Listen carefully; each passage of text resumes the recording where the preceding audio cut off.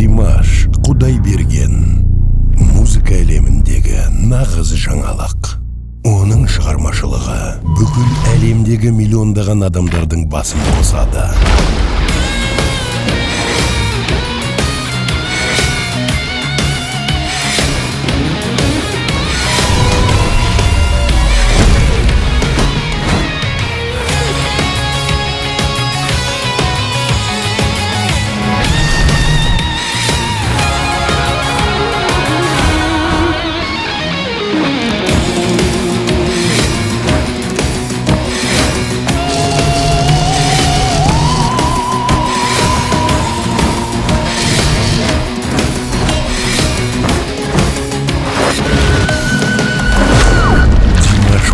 Нью-Йорк қаласындағы алғашқы жеке концерті 10 желтоқсан Барклайз орталығы Арнау Тур Инвой.